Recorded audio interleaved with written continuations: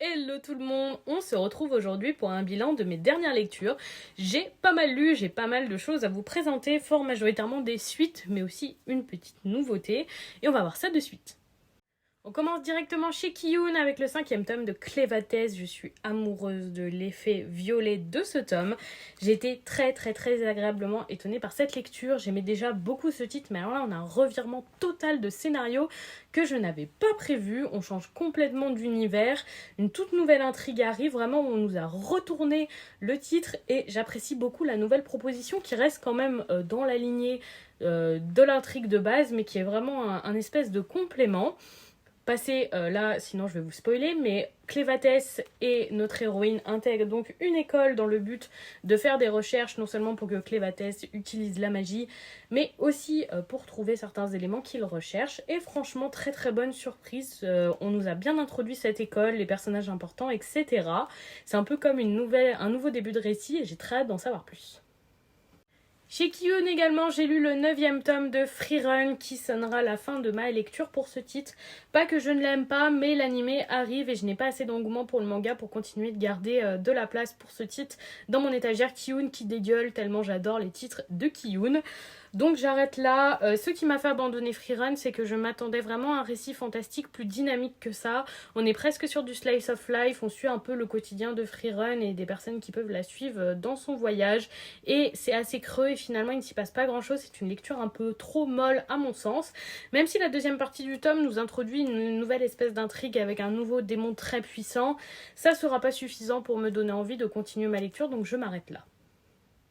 Chez Pika ensuite, j'ai lu le 7e tome de Criminel Fiançailles qui est pour moi une valeur sûre. J'adore ce titre. C'est une super romance et surtout j'apprécie parce que notre personnage principal juste ici est vraiment une femme forte. Elle s'appelle Yoshino et j'aime beaucoup ce personnage. Je suis un peu plus dérangée par notre personnage masculin Kirishima parce que je le trouve un peu malsain sur certains points.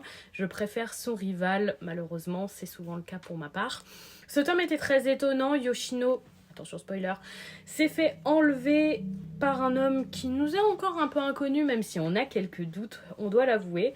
Et on ne sait pas encore tous les tenants et les aboutissants qui le motivent à avoir enlevé Yoshino, malgré que ça soit relativement bien fini. Donc, à voir par la suite qu'est-ce qui va se passer. En tout cas, ça pique ma curiosité pour le 8e tome et ça me rend impatiente d'en savoir plus. Chez Meian ensuite, j'ai lu le 13e et dernier tome de Gannibal. Je trouve la couverture absolument sublime. Pour le contenu de ce dernier tome, je dirais que c'est assez sans surprise, ça s'est passé comme je le présageais. C'est un petit peu dommage parce que vu que la série était assez originale, j'attendais également de l'originalité sur la conclusion, ce qui n'a pas été le cas. Ça s'est passé comme on nous laissait pressentir que ça allait se passer. C'est quand même une fin très agréable que j'ai appréciée, mais voilà, j'attendais peut-être plus, je ne sais pas. Je dirais pas que je suis déçue non plus, mais j'attendais plus d'originalité et j'ai lu ce que je m'attendais à lire. Donc c'est une bonne fin, une très bonne série, mais voilà, ce dernier tome n'était pas exceptionnel non plus.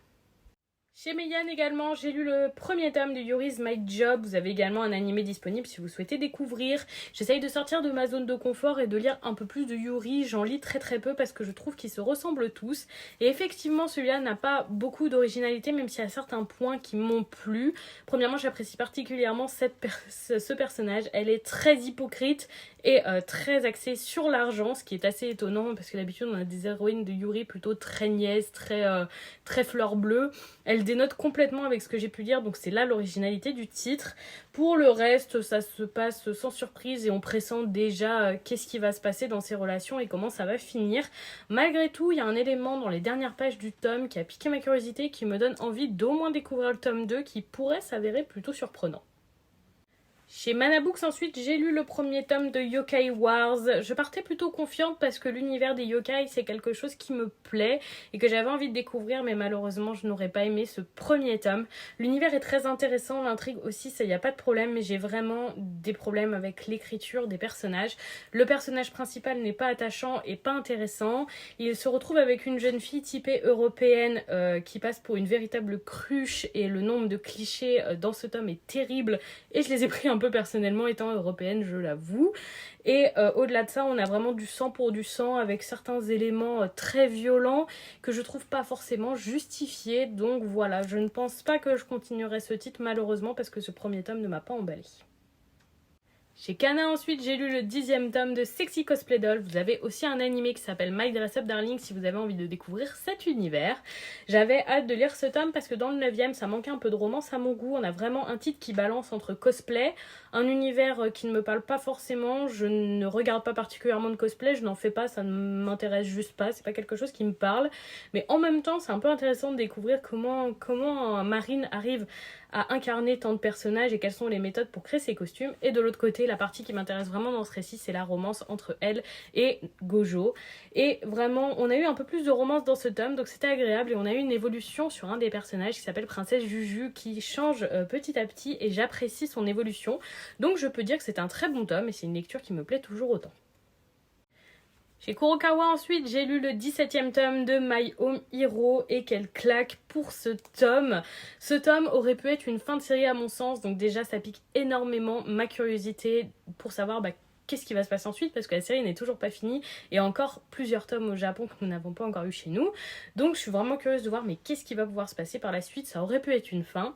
À partir de là, spoiler, attention, je ne m'attendais pas à un affrontement comme ça entre Tetsuo et Kubo et vraiment le fait que Kubo finisse par s'en sortir m'a vraiment choquée. Je m'attendais pas à ça. Je me demande qu'est-ce qui va se passer par la suite. Est-ce que c'est un personnage qu'on va revoir ou pas? Et le fait que Tetsuo finalement ne veuille plus se rendre à la police m'a grandement étonnée aussi alors que ça nous suivait vraiment depuis le début de la série. Donc là c'est vraiment un revirement très impressionnant. Je me demande vraiment ce qui va se passer dans les prochains tomes. Chez Kurokawa ensuite, j'ai lu le 16e tome de Kemono Incident, un shonen que j'apprécie particulièrement et que je vous recommande. Vous avez une première saison d'animé pour découvrir si jamais. Et vraiment, c'est un shonen pas assez connu qui mériterait plus de visibilité. Dans ce tome, on continue le nouvel arc où nous allons découvrir petit à petit l'ancienne famille d'Inari. Et malheureusement, on n'a pas eu beaucoup de réponses à nos questions dans ce tome qui était majoritairement des duels entre deux nouveaux personnages et notre agence Kemono. J'avoue qu'on a eu un grand moment sur le personnage de Mayo qui n'est pas un personnage qui m'est sympathique, donc sans plus pour cette partie-là du tome. Le reste était intéressant, mais ça faisait un petit peu tome filler limite sur les bords. C'était pas le plus passionnant des tomes depuis le début et j'ai hâte qu'on reprenne correctement l'intrigue et qu'on en sache plus parce que c'est une série vraiment qualitative. Et le meilleur pour la fin, évidemment, également chez Kurokawa, le 8e tome de Shinoko. Le coup de cœur est énorme. Ce 8e tome était exceptionnel. Pour moi, cette série est un must à avoir. Elle se classe vraiment dans mes séries favorites et largement dans les meilleures séries que j'ai lues ces dernières années. Je la trouve exceptionnelle. Si jamais vous voulez pas être spoilé, que vous suivez juste l'animé, vous avez la saison 1 qui est disponible, qui est ultra qualitative. Skippez parce que je vais vraiment parler de ce qu'il y a dans ce tome, mais c'est des grosses révélations. Premièrement, je m'y attendais un peu, mais finalement, le père des jumeaux n'est pas décédé. Et j'ai vraiment envie de savoir qui c'est, j'avoue que ça titille énormément ma curiosité. Et le deuxième élément, c'est que Ruby a enfin découvert que le docteur était décédé. Elle n'a toujours pas conscience que c'est son frère, mais elle a compris que son frère cherchait le tueur. Et ça, quel plaisir de voir que Ruby va peut-être aussi se mettre en action pour cette vengeance. C'est un tome plein de révélations. Je m'attendais vraiment pas à tout ça et j'ai passé un incroyable moment de lecture. Mon coup de cœur est énorme. Et donc voilà pour ce beau bilan lecture. Dites-moi si vous avez lu certains de ces titres ou certains de ces tomes, est-ce que vous en avez pensé ou si certains piquent votre curiosité. Si vous avez consulté certains des animés qui correspondent à ces titres, on a bientôt celui de Free Run, il y a un live action pour Gannibal et il y a des animés pour Yuri's My Job, Sexy Cosplay Doll, Kemono Incident Oshinoko et My Home Hero. Ne regardez pas celui de My Home Hero, par contre il est vraiment pas bon, je vous conseille vraiment de le lire, mais voilà, vous avez plein d'animés pour découvrir ces excellents titres si jamais vous avez envie. Et sinon, dites-moi si vous avez lu, ce que vous en avez pensé. Je suis super curieuse. Je vous souhaite une bonne soirée, un bon week-end et je fais des bisous tout le monde.